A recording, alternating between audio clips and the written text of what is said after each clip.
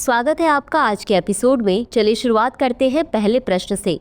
हाल ही में समाचारों में रहा वुड वाइड वेब निम्नलिखित में से किससे संबंधित है? ए, जलवायु परिवर्तन से निपटने के लिए पुनर्वनीकरण हेतु एक वैश्विक पहल। बी, माइकोराइजल कवकों का एक सहजीवी नेटवर्क जो भूमिगत पौधों की जड़ों को जोड़ता है। सी, वानिकी शोधकर्ताओं द्वारा वास्तविक समय डेटा साझा करने के लिए उपयोग की जाने वाली एक डिजिटल संचार प्रणाली। या डी, उपग्रह डेटा का उपयोग करके वन स्वास्थ्य की निगरानी के लिए एक तकनीकी मंच। इस प्रश्न का सही उत्तर है विकल्प बी, माइकोराइजल कवकों का एक सहजीवी नेटवर्क जो भूमिगत पौधों की जड़ों को जोड़ता है। बता दें कि वुड वाइड वेब माइकोराइजल कवक द्वारा निर्मित भूमिगत नेटवर्क को संदर्भित करता है जो जंगलों में पौधों और पेड़ों की जड़ों को जोड़ता है।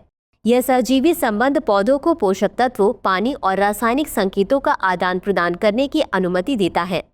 अगला प्रश्न है, भारत में मेगालिथिक या महापाषाण स्थलों से संबंधित निम्नलिखित कथनों पर विचार कीजिए। एक, महापाषाण स्थलों पर पाए गए शैल चित्रों में शिकार, पशु आक्रमण और समूह नृत्य के दृश्य दर्शाए गए हैं। दो, विदर्भ में जूनापानी और तमिलनाडु में आदिचनल्लूर प्रमुख महापाषाण स्थल हैं। उपर्युक्त कथनों में से कौन सा सही है या सही है? ए केवल एक, बी केवल दो, सी एक और दो दोनों, डी न तो एक और न ही दो। इस प्रश्न का सही उत्तर है विकल्प सी, एक और दो दोनों। अगला प्रश्न है, प्रस्तावना के संबंध में निम्नलिखित कथनों पर विचार कीजिए। एक, इसे 26 नवंबर 1949 को अपनाया गया। दो, संविधान की सत्ता का स्रोत भारत के लोगों के पास है। उपर्युक्त कथनों में से कौन सा या कौन से सही है या सही है? ए केवल एक, बी केवल दो, सी एक और दो दोनों, डी न तो एक और न ही दो। इस प्रश्न का सही उत्तर है विकल्प सी, एक और दो दोनों। अगला प्रश्न है, कॉर्निया के संबंध में निम्नलिखित कथनों पर विचार कीजिए। एक, कॉर्निया आंख की पतली पारदर्शी बाहरी परत है। दो, संक्रमण, दुर्घटना या जन्मजात स्थितियां इसे अपारदर्शी बना सकती हैं। उपर्युक्त कथनों में से कौन सा या कौन से सही है या सही है? ए केवल एक, बी केवल दो, सी एक और दो दोनों, डी न तो एक और न ही दो। इस प्रश्न का सही उत्तर है विकल्प सी, एक और दो दोनों। अगला प्रश्न है, नाइजीरिया के संबंध में निम्नलिखित कथनों पर विचार कीजिए। एक, यह अफ्रीका के पश्चिमी तट पर अफ्रीका का विशालकाय देश है। दो, इसकी सीमा उत्तर में गिनी की खाड़ी, पूर्व में चाड और कैमरून, दक्षिण में नाइजर और पश्चिम में बेनिन से लगती है।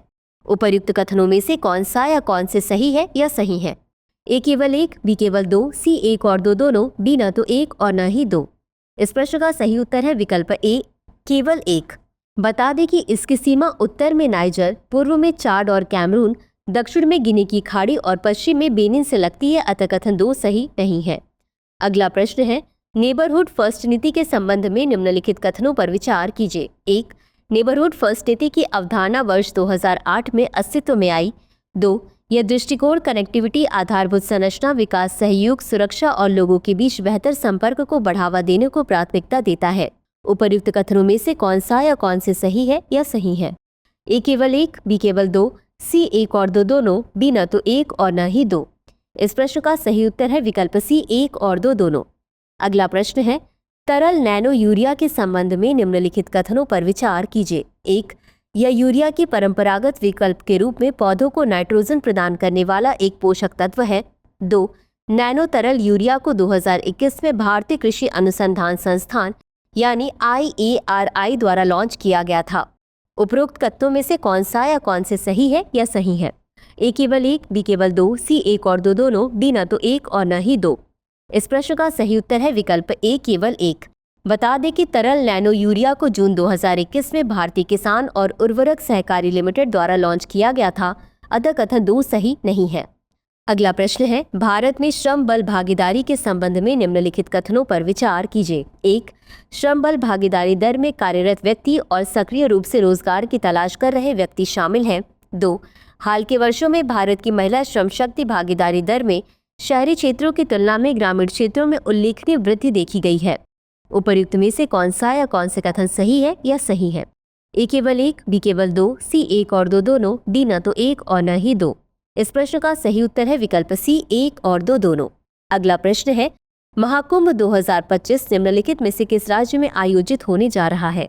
ए बिहार, बी ओडिशा, सी उत्तर प्रदेश, डी तमिलनाडु। इस प्रश्न का सही उत्तर है विकल्प सी, उत्तर प्रदेश। चलिए देखते हैं इसके विश्लेषण को।